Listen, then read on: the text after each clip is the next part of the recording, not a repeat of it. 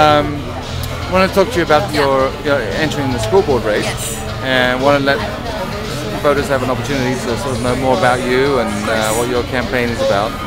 So perhaps you can tell us a little bit about yourself and why you entered the school board race and what you hope to accomplish if you win. Well, I entered the race on the last day to file. I had 6 people who are teachers, community members, come to my office and say you have to run.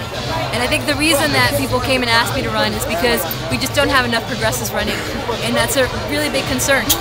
You know, we talk about issues like JROTC, which is really important. We also need to talk about issues of equity in neighborhood schools because these are huge concerns that are coming up. We're going to have a really bad budget year, and we need to really figure out how to cut and not cut the classroom and not cut the workers, and figure out how we can really make our schools survive. They cannot afford any other cuts. We also have to think about equity, and equity is like the word peace. Everybody throws it around, but it means different things to different people. I've worked with Latino and African American youth since 2001. I used to represent youth in expulsion and suspension hearings, IEP hearings, which are the special ed hearings. And so I've been on the ground working with immigrant communities in the schools. I've worked at 15, 16, 17 different school sites in the last 7 years. And I can tell you things are really at a crucial stage right now. You know, immigrants are scared. Our schools are really dangerous right now in terms of violence. We had the sad experience of a recent young man that I knew who passed away. And to me, I decided it just seemed too crucial to not run and to not represent those needs. I'm queer and I'm Latina, and a lot of people ask me to run on that basis, saying we need the representation of the Latino community, we need the representation of the LGBT community, but I think the biggest representation that we need are grassroots. We need folks that are on the ground, we need folks that are affected communities who are actually on the board, who see the issues daily, whether they're teachers or community members, to really be able to be that voice of reason and that voice to counterbalance other folks who might not have the same viewpoint. And I also want to follow in the footsteps of Mark. Mark is one of the type of people who's been a negotiator, who's just been the kind of guy to really bring unity on the board, and that's what I try to do every day in my work.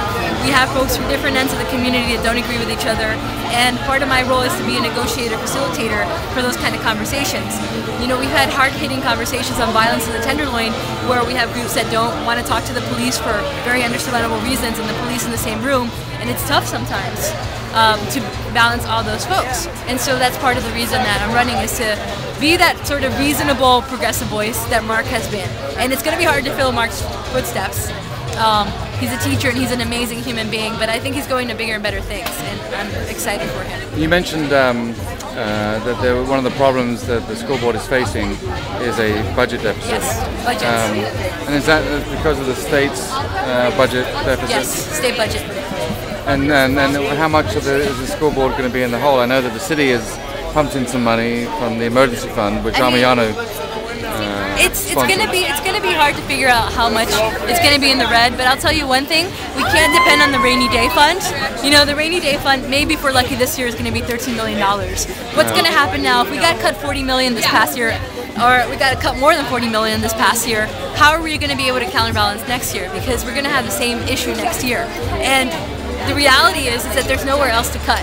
So I think one of the reasons I want to run is because I'm an organizer and I want to have an activist school board. I want to have a school board that's working with our state legislators, pushing to make sure there's no more cuts, and also that we think about how we strategically try not to cut the classroom anymore. That's my bottom line. Do you know of any candidates that have already expressed, as part of their campaign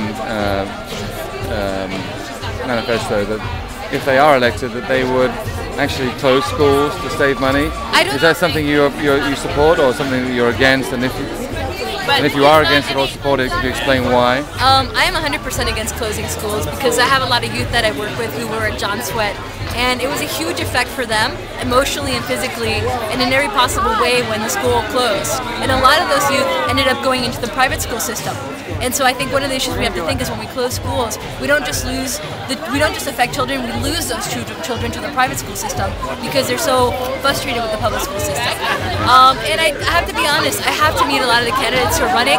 The only person I know who's running besides me on a personal level is Sandy Fuhrer, because I've worked with her in the past. She's part of Coleman. I work at La Voz. Coleman and La Voz have worked on things together. We worked on the Budget for Families campaign. And so I know Sandy. I don't know the other candidates that are running, except for Norman Yee.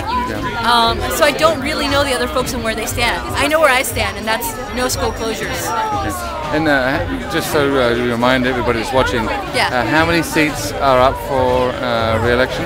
There are 4 seats with 2 incumbents. 2 incumbents. Yeah. Okay, but 4 seats. So two of those 4 seats are being defended by incumbents. Incumbents, yes. Very good. Well, good luck with your campaign. Thank you. Appreciate it.